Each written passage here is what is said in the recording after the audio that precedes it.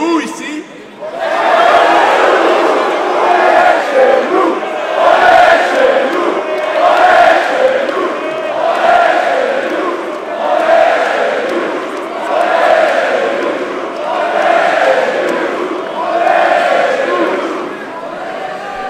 Chers amis,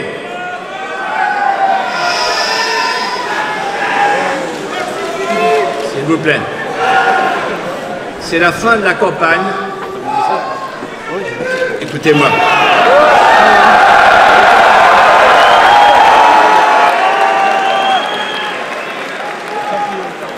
C'est la fin de la campagne. Nous sommes épuisés et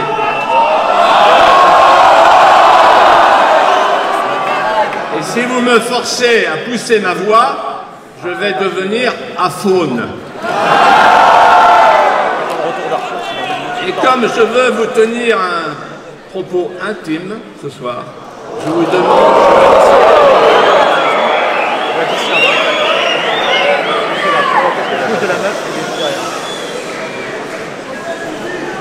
demande d'être attentif et silencieux. D'abord, je voudrais vous dire que nous avons choisi de nous adresser à la jeunesse qui a gardé dans son cœur le feu de nos aïeux. À la jeunesse qui veut la France comme destin. À la jeunesse de France.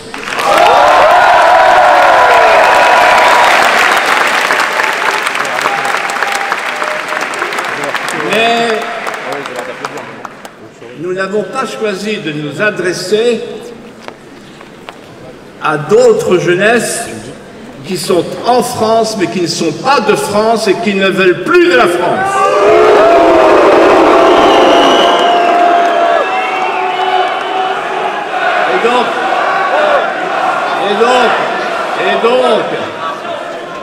Et donc, je ne m'adresserai pas ce soir à la jeunesse des Antifa.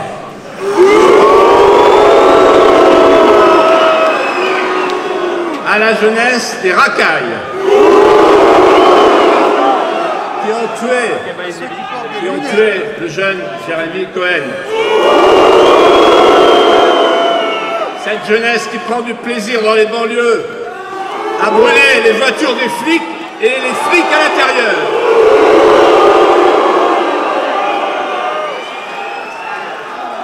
La jeunesse de la colline du crack avec les dealers, avec les trafiquants.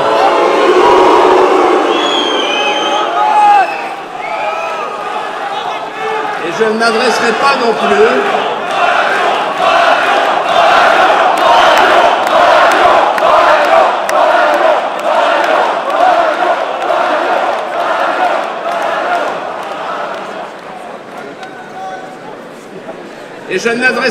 plus à la jeunesse du djihad.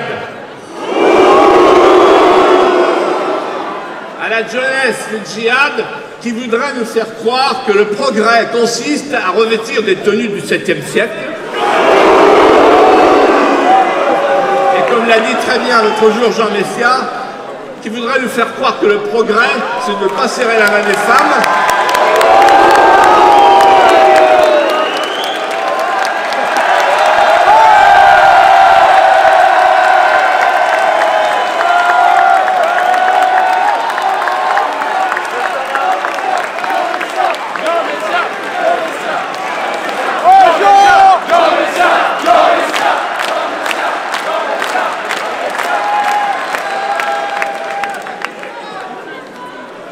Et Jean disait l'autre jour, nous on considère pas comme un progrès de bâcher les femmes comme des camions.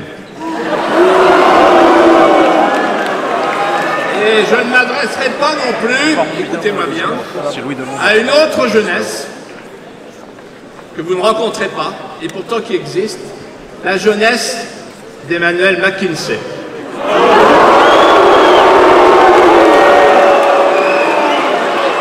Le Young Global Leader from anywhere, celui qui veut tout déconstruire.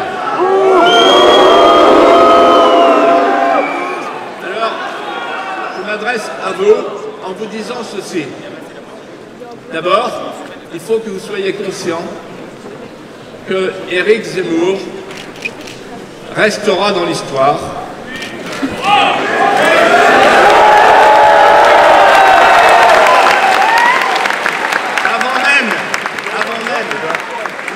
Tour, je le dis, avant même d'être élu président, nous savons déjà, pour les historiens, il restera dans l'histoire, et ceci pour deux raisons.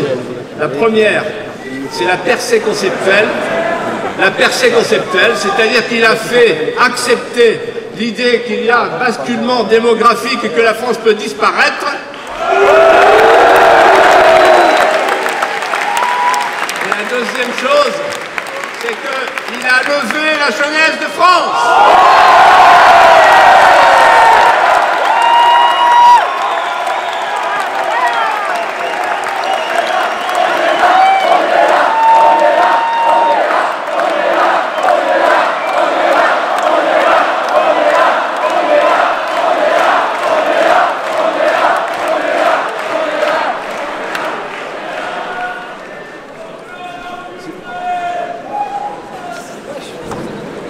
C'est pas la peine de faire des slogans, je suis malentendant. Alors, moi je vous fais quelques recommandations, à vous la jeunesse de France, tirées de mon expérience et de ce que j'ai fait dans ma vie. C'est une sorte de testament.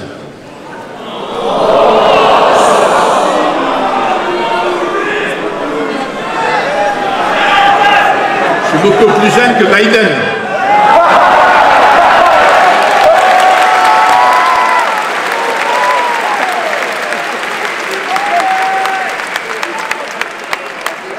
Première recommandation, écoutez-moi bien. Incarnez l'esprit de résistance qui est en vous.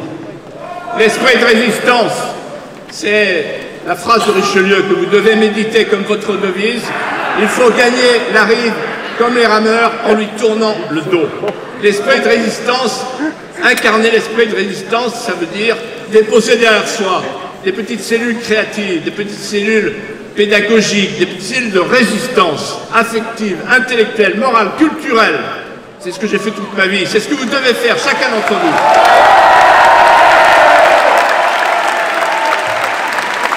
Et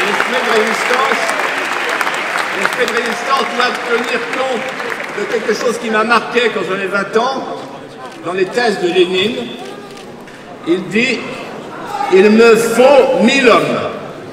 1000 hommes pour faire la révolution. » Et un jour, François Furet, devant une œuvre que j'avais créée, où j'étais tout seul contre tous au début, ce qui est souvent le cas des créateurs, il me dit, vous savez, il y a des circonstances dans l'histoire où il y a le doigt et la tectonique des plaques. Un doigt seul peut faire glisser la tectonique des plaques. Soyez le doigt qui fera glisser la tectonique des plaques.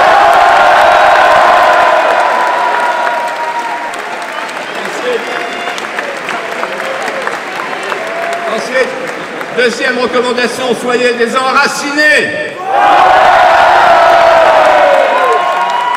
N'acceptez pas la société McKinsey, la société de l'eugénisme, la société de la GPA. Quand vous pensez que Brigitte Macron est devenue la marraine des pandas chinois à Beauval, pour protéger les pandas, et pendant ce temps-là, son chou d'amour nous fait l'avortement à 14 semaines. Et bientôt, un petit homme aura moins de droits que le chien Douglas. Et enfin et surtout, soyez des amoureux. Des amoureux de la France. Et à ceux qui vont venir vers nous, à ceux qui ne connaissent pas la France et qui voudraient l'aimer, je dis ceci, vous venez du chemin du monde. Le chemin du monde, c'est la France. La France est le chemin du monde, parce que la France elle est l'Europe, elle est le monde, elle est un peu italienne avec la commedia dell'arte quand elle devient Molière, elle est un peu espagnole quand le Cid devient Corneille, elle est un peu Shakespeare, anglaise quand Shakespeare devient Racine. La France, elle tire le sucre de toutes les expériences et elle les rend sublimes. Chers amis, à vous de poursuivre demain le rêve